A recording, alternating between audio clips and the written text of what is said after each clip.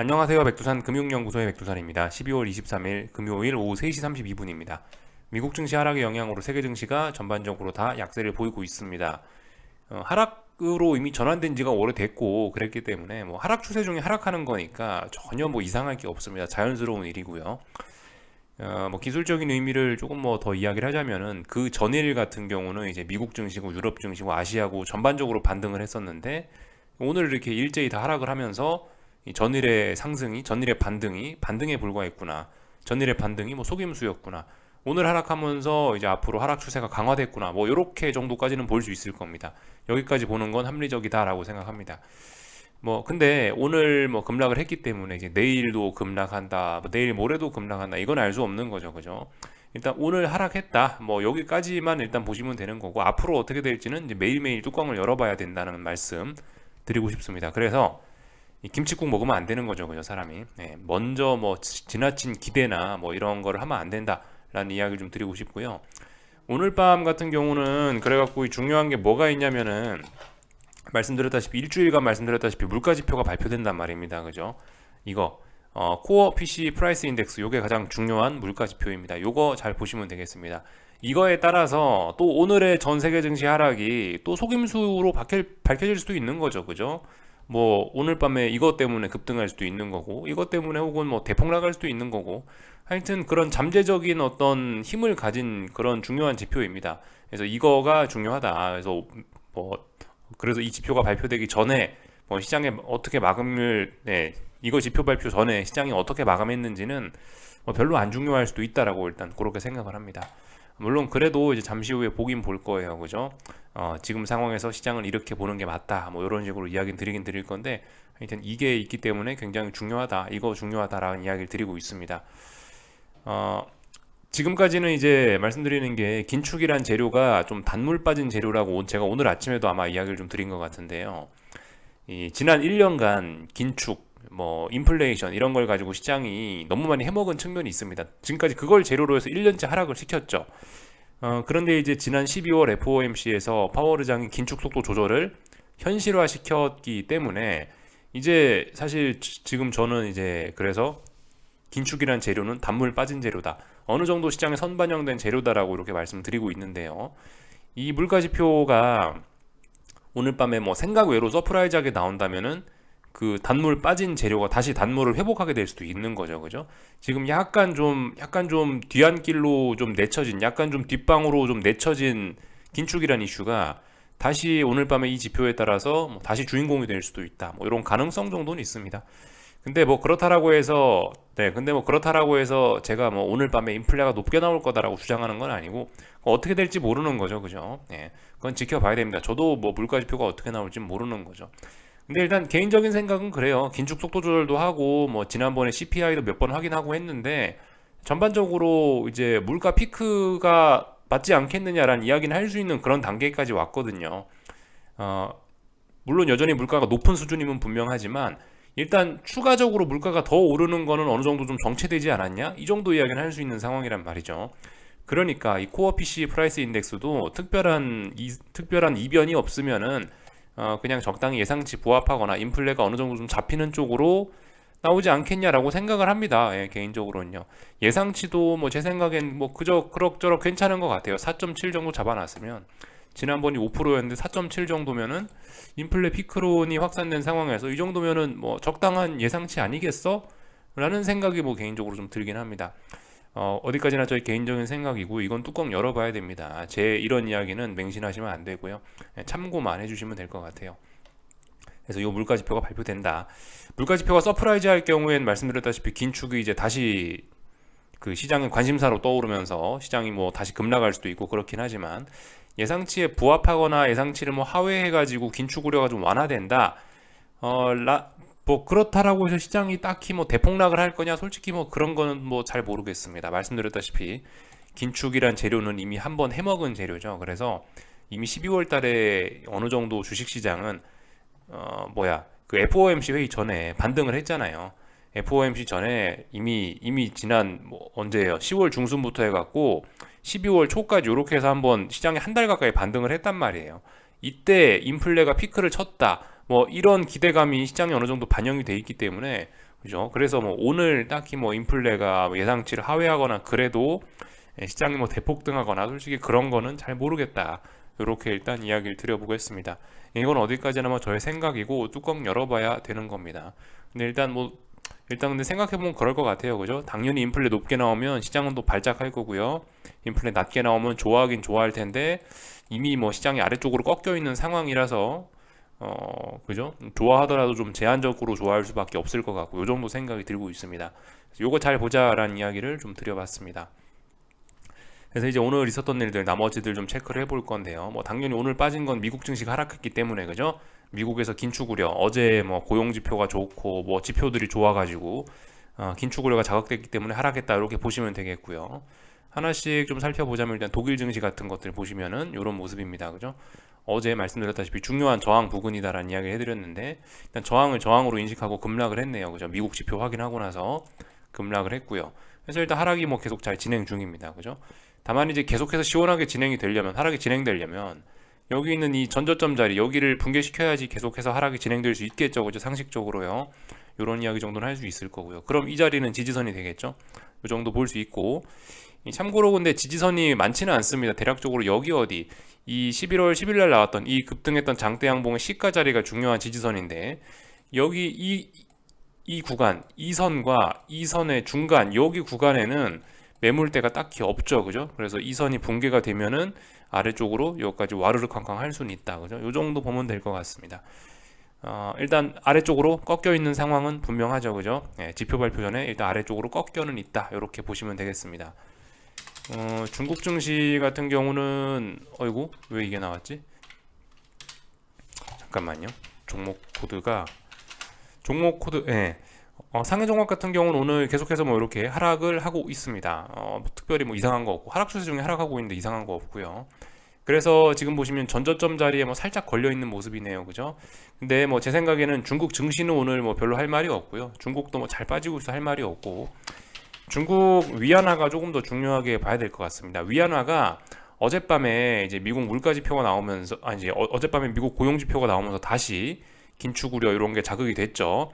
그러면서 제가 말씀드렸던 중요한 라인인 7위안을 어제 돌파 한창 했단 말이에요. 어젯밤에 돌파 한창 했다는 점이 좀 더 중요할 것 같고요. 돌파 한창은 해놨고 이제 오늘은 뭘 하고 있냐? 돌파 한창 한 거에 대한 어떤 신뢰도를 다시 테스트하고 있습니다. 너 어제 7달러 돌파 한창 했는데 돌파 한창 한 게 진짜냐? 하면서 이제 오늘 보시다시피 이렇게 다시 한번 이 신뢰도를 테스트하고 있는 이런 그림이라고 보여집니다. 그래서 일단은 뭐 레벨업이 됐다라고 보고 있고요. 눌림시 매수죠 이제는요. 왜냐하면 여기 있는 중요한 라인을 어제 돌파 한창 했기 때문에 지금 제가 그은 선은 정확하게 7은 아닙니다. 대략적으로 여기가 저항이었는데 어제 살짝 머리를 내밀었죠. 그러니까 일단은 방향성은 위쪽으로 올라간다라고 보는데 이제 눌림시 매수죠. 그죠? 위쪽으로 올라간다고 보는데 하루 지금 하락하고 있는 거니까 눌림시 매수 관점으로 봐서 일단 뭐 위쪽으로 계속 올라갈 거다라고 일단 이렇게 보겠습니다. 근데 뭐 아직까지 뭐 달러나 뭐 빅스 같은 거 이런 것들의 추세 전환은 되지 않았다. 그죠? 지금 위안화가 가장 먼저 움직이고 있는 것 같은데 얘가 어떤 힌트를 주고 있는 건지 아니면은 얘가 7위안을 돌파한 척했던 게 속임수였는지는 이제 조금 더 시간이 지나면 알 수 있겠죠. 근데 중요한 거는 지금 중국 증시보다 중요한 거는 얘가 다시 7위안을 넘어섰다라는 거, 7위안 넘어서면서 이렇게 방향성이 일단 위쪽으로 전환됐다라는 거 중요한 부분이고요. 여기서 일단 그 굉장히 중요한 부분이죠, 그죠? 이 말씀드렸다시피 지금 추세가 바뀔 수도 있는 그런 구간이라고요.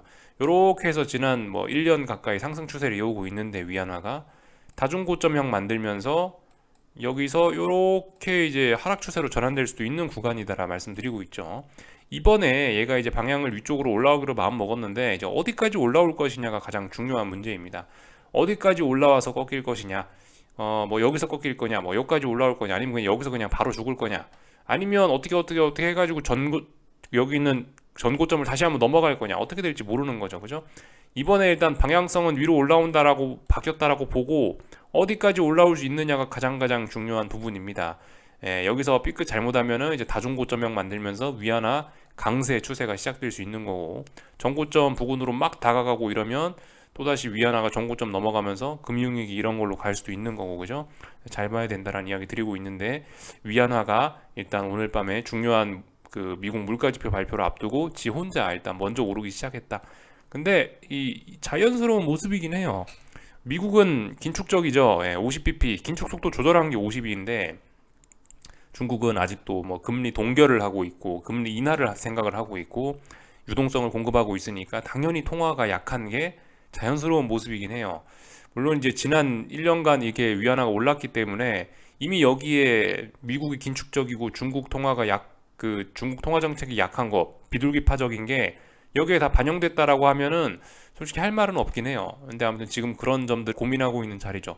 선반영됐다로 퉁칠지 아니면 그래도 계속 올라갈지 고민 중인 그런 자리입니다. 근데 일단 중요한 이벤트 발표 전에 위쪽으로 일단 방향은 틀어놨다.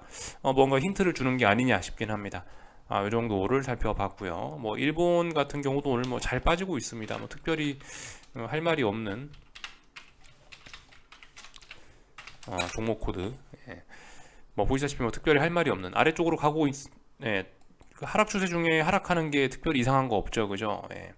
그리고 뭐 의미 있게 상승 전환한 것도 아니고 뭐 그러니까 다만 이 조금 좀 단기적으로 좀 많이 빠져 있는 상황이긴 합니다. 이 보시면은 BOJ 쇼크 있던 날 일본 중앙은행에서 갑자기 매파로 전환한 이날 급락했던 것도 사실 좀 단기 낙폭 과대인데 여기서 이래저래 해가지고 버티는 듯 했다 또 빠졌단 말이죠 오늘. 그렇기 때문에 뭐 단기 낙폭 과대 뭐 심화 이 정도 이야기는 할 수 있을 겁니다. 미국에서 이제 근데 이렇게 단기 낙폭 과대가 심화가 되어 있는 상황에서 네, 근데 뭐 이렇게 돼 있는 상황에서 미국에서 물가 지표를 발표한단 말이죠. 어떻게 작용이 될지 뭐 저도 잘 모르겠습니다. 하여튼 뭐 단기 낙폭 과대 이야기 정도는 할 수 있을 뭐 그런 상황인 것 같긴 합니다. 요 정도 보면 될 것 같습니다. 네, 아침에 말씀드렸다시피 단기 낙폭 과대니까 뭐 매수를 잡아야 되고 그런 거는 말도 안 된다라고 그런 건 조금 좀 과한 생각이다 좀 이렇게 말씀드렸죠. 의미 있게 매수세가 보여야 그 다음에 뭐 반등을 논하고 어쩌고 저쩌고 하는 거지. 일단 뭐 의미 있는 매수세가 나타나기 전까지는 아래쪽으로 가는 건 아래쪽으로 봐야 된다. 이렇게 말씀을 드려봤습니다. 그래서 뭐 전반적인 내용은 특별히 이상할 거 없어요, 그죠? 이 정도 살펴봤고 한국 증시 같은 경우는 오늘 뭐 미국 덕분에 하락을 했습니다. 물론 이제 장중에 다시 아래 꼬리를 달면서 삼성전자나 하이닉스가 올라오긴 했지만 그다지 뭐 특별한 의미가 있는 것 같지는 않고 그냥 아래쪽으로 잘 가고 있는 겁니다. 특별히 할 말 없고요. LG에너지솔루션은 이 중요한 지지선 붕괴시켰기 때문에 뭐 매도세가 좀 나왔는데 뭐 이것도 엄청난 대폭락 이런 건 아니고 그냥 적당히 빠진 선입니다. 적당히 그냥 잘 빠졌고요. 빠져야 될 자리 잘 빠졌고요. 47만원 붕괴됐으니까 목표치는 일단 한 43만원까지 열린 거죠. 그죠? 이렇게 생각하시면 되겠고요. 43만원 지지선 있고 그리고 38만원 지지선 있고 그리고 35만원 전저점 지지선 있네요. 그죠? 이 정도 지지선 있다 생각하시면 되겠고 오늘 하여튼 코스피는 그래서 저 시가총액 상위 종목들이 비실비실하고 시가총액 상위 종목뿐 아니에요. 오늘 시장 분위기 굉장히 더러웠던 오래간만에 분위기가 굉장히 더러웠던 하루이긴 하거든요. 여기 보시면 상승 종목수 하락 종목수가 아주 기가 막힙니다. 아주 코스피에서 97 종목 상승하고 코스닥에서 127 종목 상승하고요. 이 정도면 뭐 제법 강력한 하락이었다고 보시면 되겠습니다. 거의 전 종목이 다 빠졌다라고 생각하시면 되겠거든요. 어쨌든 굉장히 오늘 시장이 약했다라고 보시면 되겠고 다만 이제 이게 중요한 이벤트를 앞두고 좀 먼저 빠진 측면도 좀 있어서 뭐 그런 점은 개인적으로 약간 서운하긴 합니다. 뭐 그렇지만 오늘 코스피는 중요한 지지선 붕괴시켰기 때문에 그냥 차분하게 지켜보고 있습니다. 하여튼 아래쪽으로 잘 가네. 단기 낙폭 과대 이런 건 당연히 아니고요. 한국 증시는요. 잘 가고 있습니다. 목표치 솔직히 뭐 오늘 300 붕괴시키긴 했는데요. 300 테스트 중요하다는 말씀드렸는데 이 300이란 자리가 솔직히 이 정도면 완벽히 붕괴됐다라고 보긴 좀 그래요. 여전히 그냥 300 언저리에서 300의 영향권을 받고 있는 자리입니다. 완전히 레벨 다운이라고 보기는 좀 아직 좀 무리가 있어요. 그래서 제 생각엔 물가지표 나오고 나서 월요일날도 확인할 겁니다. 진짜 300이 붕괴됐는지 아니면 이게 속임수였는지 또 아마 테스트를 하긴 할 겁니다. 일단 근데 오늘 이런 하락 마감에서 우리가 알 수 있는 건 약하긴 약하구나. 300 부근에 왔는데도 지지선이 별로 지지력이 없구나라는 거는 우리가 알긴 알아야 됩니다. 그 정도만 알고 가면 될 것 같아요. 그래서 하여튼 굉장히 약했다. 그렇지만 뭐 이래저래 눈치를 봐서 그런지 연말이라 그런지 어쩐지 딱히 거래량이 터지진 않았고 딱히 뭐 대폭락한 것도 아니고 그냥 차분하게 잘 빠졌다. 차분하게 잘 빠졌다는 점이 사실 어쩌면 이 하락이 무서운 점인 걸 수도 있습니다. 좀 요란하게 빠지면은 반등이나 이런 걸 그래도 조금 그런 가능성을 생각이나 해볼 수 있는데, 개인적으로 이렇게 오늘같이 이런 차분하게 이렇게 움직이는 거는, 그죠? 계속 하락이 더 지속될 이런 가능성이 좀 더 높은 것으로 보는 게 맞긴 맞아요. 보통 이제 요란한 하락이 나오면은 막 거래량도 막 엄청나게 많이 나오고, 막 선물이 막 45만, 50만에 육박하는 거래량 나오고, 장대 음봉에 풋대박 나오고 이러면은 어떻게 돼요? 그러면 이제 통상적으로 그 자리가 바닥이었죠.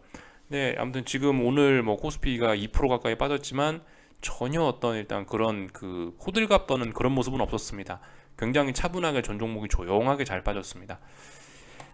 그래서 잘 빠지고 있다. 그리고 제가 말씀드렸던 그 중요하게 봐야 되는 거, 그죠? 풋옵션들이 어떻게 되어 있냐? 이렇게 되고 있다. 이거 잘 보면 되겠죠, 그죠? 그래서 매물 다 소화했어요. 이제 미국에서 이제 어떤 도장만 찍어주면, 말씀드렸다시피 이게 풋옵션이 초대박이 날 수도 있는 그런 자리에 와 있다. 그냥 뭐 한 방짜리가 아니고 뭐 여러 방 연속적인 풋대박을 기대할 수 있는 그런 자리다. 선물로 해당하면 뭐예요? 연속적인 급락 며칠간의 급락 이런 거를 기대할 수도 있는 뭐 그런 상황이 됐다. 이렇게 이야기할 수가 있겠죠. 네, 말씀드렸다시피 김치국 드시면 안 된다고요. 미국에서 도장 찍어줘야 가는 거죠, 그죠? 네. 이렇게 보시면 되겠습니다. 그래서 오늘 뭐 풋옵션들이 드디어 박스권 돌파한 차겠다. 이런 것들, 이런 것들이 좀 포인트라 생각됩니다. 뭐 특별한 건 없고, 변동성 지수들도 보시다시피 뭐 잘 버티고 있고요. 뭐 16.9, 17 부근에서 하방 경직성 보이고 있고, 특별히 이상한 거 없습니다. 뭐 코스닥도 잘 빠지고 있고요, 그죠? 그 아마 뭐 그 대주주 물량 뭐 그런 거와 관련된 그 세금 관련된 또 그런 뭐 세금 회피성 물량 이런 것도 아마 영향을 좀 미치겠죠. 연말이니까요. 코스닥도 와장창 하고 있다. 특별히 이상한 거 없다. 이렇게 볼 수가 있을 것 같고요. 개인적으로 굉장히 뭐 감개무량하긴 합니다. 예. 풋옵션이라는 그 여러분들 지금 이제 이런 모습을 지금 보고 있는데요. 이게 굉장히 여러분들 보기 힘든 모습이긴 해요. 이게 풋옵션이지 않습니까? 풋옵션이 세상에 21선이 이렇게 옆으로 기고 있고 정배열 초입이라는 이런 모습이 굉장히 보기 어려운 모습이긴 하거든요. 아시다시피 풋옵션이라는 게 어떻습니까? 옵션이라는 게 시간 가치가 있어 갖고 원래 이 모습이 정상이라고요. 이게 정상이죠, 이게.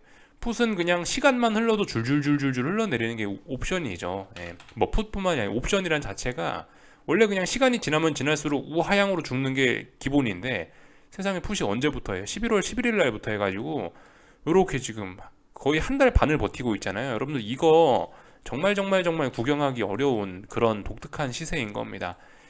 그래서 이 정도쯤 됐으면은 이제 뭔가를 좀 기대할 수 있다라고 생각을 하는데, 글쎄요, 뭐 미국이 허가를 해줄지 안 해줄지 모르겠고, 하여튼 이거 보면서 굉장히 감개무량하다. 여러분들 이거 굉장히 좀 보기 어려운 그런 상황이다. 이런 거 좀 기억해 놓으셨으면 좋겠습니다. 지금 보시는 이 시세가 얼마나 보기 어렵고 귀중한 건지를 좀 알으셨으면 좋겠다라는 차원에서 말씀을 한번 드려봤고요. 원달러 환율 뭐 특별한 일 없습니다. 그죠? 원달러 환율 지수 하락했으니까 조금 상승했고, 아직 뭐 추세 전환 이런 건 아니고, 하여튼 특별히 이상한 건 없습니다. 그래서 오늘 밤에 뭐 물가 지표 잘 봐야 된다. 요 이야기가 핵심입니다. 그래서 미국 증시 같은 경우 뭐 오늘 밤에 어떻게 나오냐에 따라, 지표가 어떻게 나오느냐에 따라, 그죠? 박스권 한가운데 있네요. S&P는 딱, 그죠? 3,900 오르면 3,900, 떨어지면 3,700 얼마까지 뭐 떨어질 수 있겠죠, 그죠? 예. 이렇게 위아래로 많이 열려 있다 보시면 되겠고, 나스닥도 어떻습니까? 뭐 보시다시피 위쪽으로는 뭐 11,250, 아래쪽으로는 뭐 1,850. 딱 박스권 한가운데서 어디로든 움직일 준비 다 하고 있는데 제가 뭐라고 할까요, 그죠? 지표 보고 움직이시면 되겠죠. 특별히 이상한 거 없고, 예, 그냥 뭐 있는 그대로 보시면 될 것 같고, 변동성 지수와 달러 인덱스 잘 보셔야 됩니다. 변동성 지수와 달러 인덱스가 이제 언제쯤 이제 추세 전환이 되는지 임박이라고 생각을 하는데요. 이제 오늘 밤 그 이벤트가 있으니까 그거를 재료로 해서 움직일지 한번 지켜보자고요.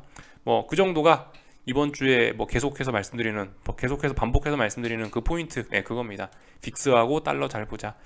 여기까지 하겠습니다. 궁금한 거 리플 남겨주시고 한 주간 수고들 많으셨습니다. 다음 주에 뵙도록 하겠습니다.